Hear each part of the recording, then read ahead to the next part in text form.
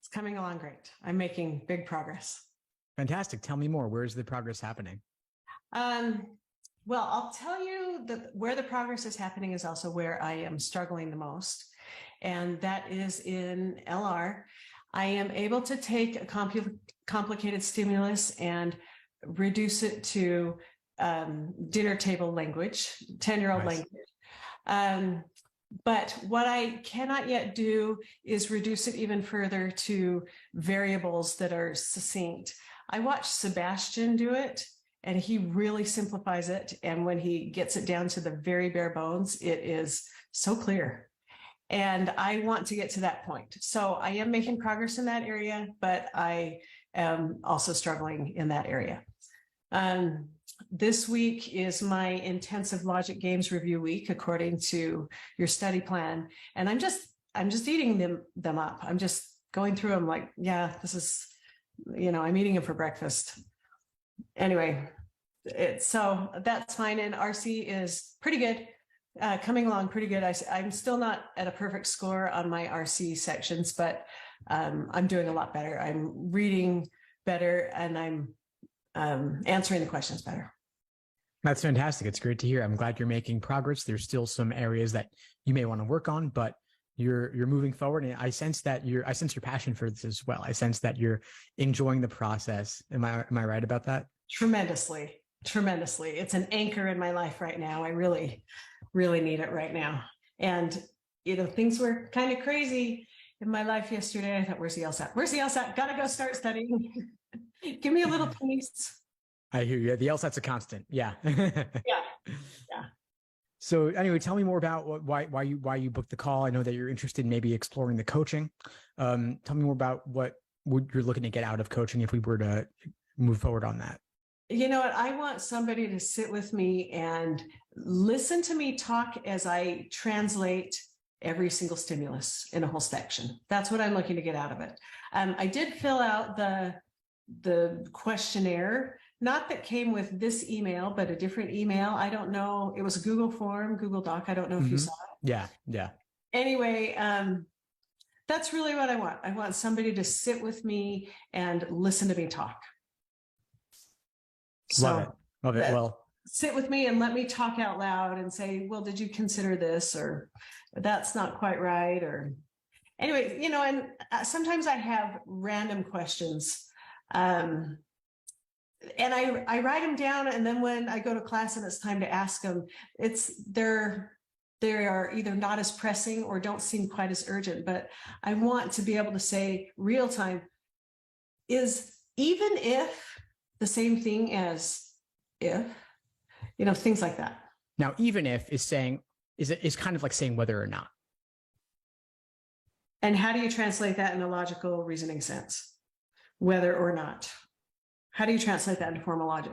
Well, not everything is a conditional, right? So some things are just irrelevant.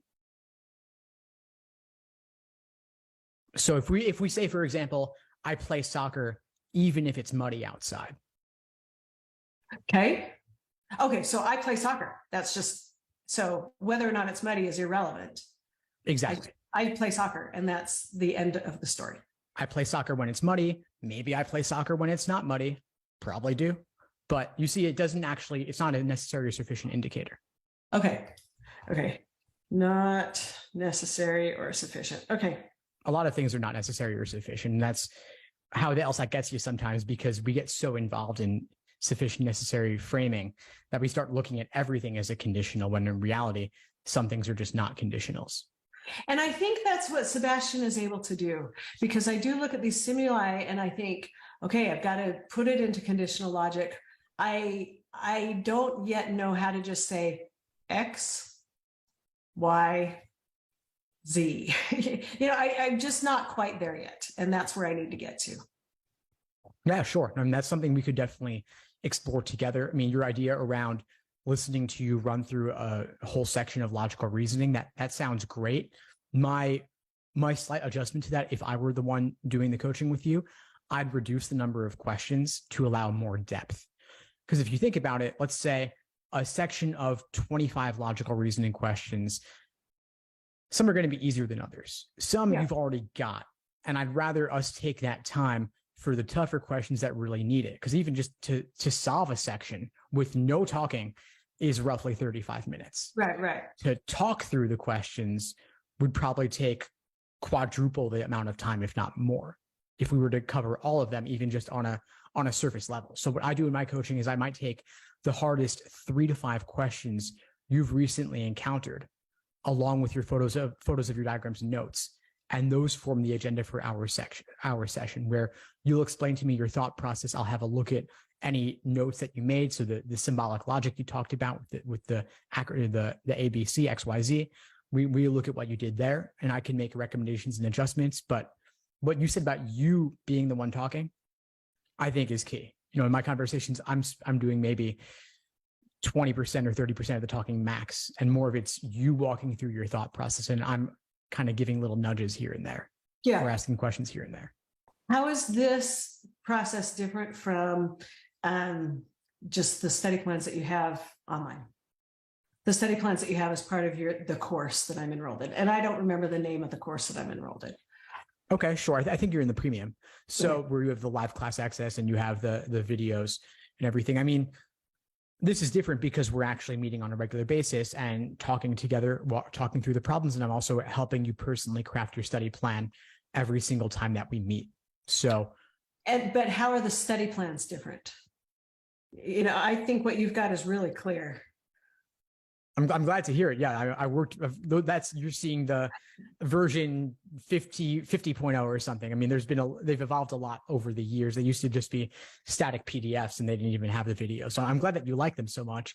I mean, the difference is that the study plans in the course are really meant to help you build a strong foundation in each section and in each question type, and then help you progress from untimed work to timed work. Mm-hmm. That's what they're meant to do, but they are a one size fits all. Yeah.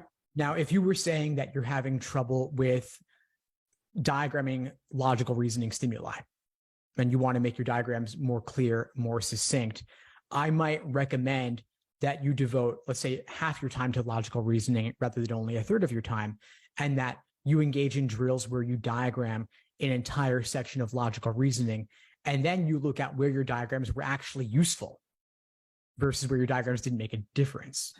Okay. Yeah, that's interesting.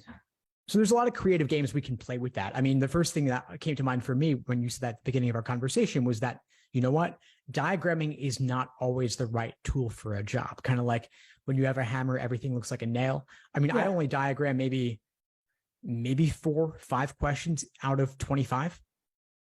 Okay. Some people like to do more, some like to do less, but I find that I really only benefit from it in formal logic stimuli. And then we have the question, how do you define formal logic stimulus? There are ways to sense it, and I can show you that in the coaching. I can give you some recommendations now if you'd like. But the idea is that maybe what you want to be doing isn't even where you get the biggest bang for your buck. Sure. So that's what having someone like me to meet with regularly can kind of spot those blind spots for you. Yeah, I think that would be tremendously helpful. Okay, so my process for LR is I glance at the question stem, so I know what my job is. I find the conclusion, and then I read the stimulus. And while I read the stimulus, I speak to myself out loud and just translate it to, regular lay people language. And then I grab my pencil and then I try to connect the elements. And I want coaching, helping, finding the hole in the logic. And that's what we look at. I mean, you've got to be able to find the gap in the argument. You got to recognize that there is a gap. It could be small, it could be big, it could be an egregious classic logical fallacy, or it could just be they failed to consider something, or they took something for granted that they shouldn't have. And that's where the dialogue becomes really important. Okay, sounds good. Yeah, okay. A minute ago, you said that you could show me Was it where diagramming isn't necessarily effective, or was it something else? Yeah, no, yeah, you're right. I did talk about that. So formal logic stimuli, where can we diagram? Where is diagramming useful? Where is diagramming not useful? Yeah. So I'd love to get into this with question examples at some point, whether we do the coaching program or not. We can have another call and I'll walk you through a couple of them. But the recommendation I have to tell the difference is basically, is this stimulus talking like a person might actually talk versus tons of conditional statements? So if you have a stimulus where there are tons of conditional statements and you see the same variables repeated again and again, yeah, maybe it's the necessary one time, the sufficient another time, yeah. you feel like, okay, maybe I'm going to want to do the contrapositive and link things together. That's a formal logic stimulus. Yeah. And that is one where diagramming might be useful. Yeah. In contrast, go ahead. You said, but a person doesn't talk like that. Is that what you're saying? And then if there's a stimulus where somebody is just talking, it probably isn't conditional logic because they're just talking. Exactly. So some of this might be open to interpretation, but that's the broad strokes way that I think about each of these two types of stimuli: formal logic versus informal logic. And so formal logic. Sorry, go ahead. No, go ahead, please. If somebody is just talking, there are always gaps in their logic because we all do that. And the reason that we all do that is because it's not really possible to articulate every single underlying assumption. Yeah. So there are just too many things. I mean, that's why contracts are so long, because they're trying to delineate with bullet points every single possible contingency, everything that could possibly get in the way. In everyday life, we don't do that because it would take forever. So let's say you book this time on my calendar for 1:30 p.m. It's assumed that, let's say, if you're sick or if I'm sick, we're going to let the other person know, because there's no way that I could know that you were sick or you could know that I was sick. So we need to explicate that. We need to make that explicit through an email, let's say. In contrast, let's say if there were some major natural disaster that knocked out the internet worldwide, we would both kind of understand, hey, the call over Zoom is probably not happening and we don't have any way to reach each other anyway. So right. we do have underlying assumptions just baked into everyday life. And so informal logic stimuli could be said to contain a gap because they don't bother to make all of that explicit. So the question of whether a stimulus is fundamentally flawed or is just contains a small gap is really based on whether we extend the principle of generosity or charity to the person making the argument. So are we saying that they're dumb, or that they just didn't bother to make that explicit? Yeah, sure. I've noticed that I've started to email and text people differently and make things a lot more explicit so that they don't have to make the jump, and also so that I am clear. Mm-hmm. Anyway. Yeah, that's really important to be able to do. There is one LSAT question, if you want to see an example of one that is formal logic that is a favorite of mine. It's the question involving, maybe I'll put this in the chat because it's a weird term. But if you the question about hominidae, I think I'm saying that correctly. It's from prep test 35, I think. And that's a question that has a couple of different variables that are equally, they're I guess like, Latin terms for certain animals, genus, geni or something. And so that's a question. If you Google LSAT hominidae, you'll find it. That's one that is super formal logic based. Okay. Okay. And another rule of thumb is that only certain question types are going to involve formal logic. So inference questions often involve formal logic, like must be true questions. Okay, and that might be one of my weaknesses, because I look at an inference question and I think I need to create another necessary assumption. If that's the inference is extending it one more step.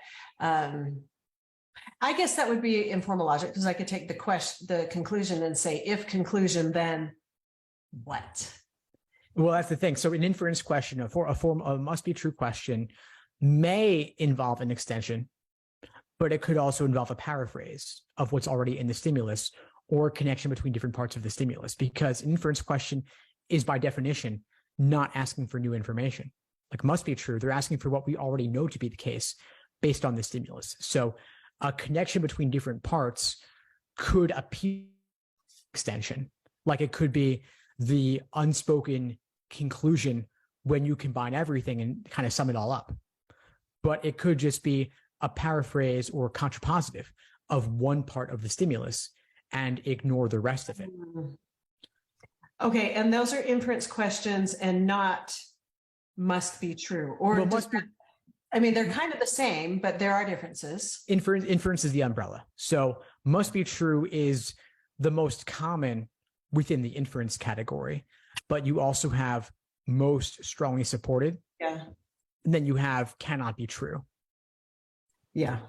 And then there's an even rarer, there's a rare question type that's what's least likely supported. Least supported. Oh, yeah. That comes up once in a blue moon. Yeah. But I mentioned inference because this is the family that this is the family that contains more formal logic questions than any other. Okay. In contrast, I mean, strengthen, weaken, necessary assumption, I would never diagram those. Okay, strengthen and weaken, I can see, but let me think about necessary assumption for a second.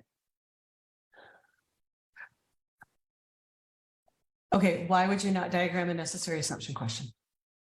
Because it's not useful. Because we're not looking to, first of all, they don't contain a lot of conditionals typically.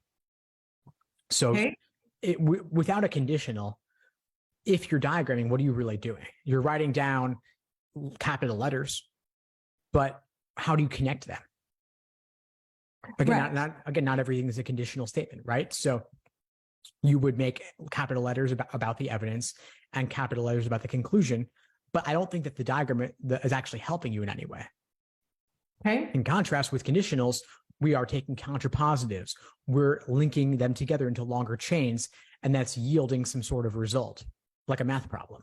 But in formal logic, like necessary assumption, strengthen, weaken, it just doesn't have that characteristic. That's not the right tool for the job. The tool for the job is looking at it critically, and then secondly is the negation test or denial test. Yeah, that's the proper tool. That's the proper technique for that question type. But most logical reasoning questions don't lend themselves to diagramming. So, I mean, one recommendation I might have for you would be to go through a logical reasoning section and diagram just the formal logic questions, which will be some of the inference questions and some of the sufficient assumption questions and some of the parallel questions. But that's really going to be it. Okay. Okay, I think I will do that. Okay, necessary assumption, the negation test. Okay, and then strengthen and weaken. When I look at strengthen and weaken questions, I have had to really discipline myself to say, don't try to strengthen and weaken the whole stimulus. All you are trying to strengthen and weaken is the conclusion itself. And I think the LSAT writers tried to strengthen and weaken other parts of the stimulus and, just make it peripheral instead of zeroing in on that conclusion. And I'm getting better at that. Good. Yeah, the conclusion is the most important part. And one thing you want to do is get rid of filler. Like train yourself to disregard the filler. Yeah. Okay, good. I've taken notes on these things and I will do just what you recommended. Inference, paraphrase, contrapositive. All right. Thank you so much. Of course, Jill. My pleasure. It was great to meet you again, and we'll be in touch. Okay, we'll be in touch. Thank you. Thanks for tuning into the show. Please subscribe if you haven't done so already to be notified of new episodes as I release them. And feel free to reach out if you need anything at all as you move forward with your prep. I'm happy to help however I can. In the meantime, I'll wish you all the best and take care.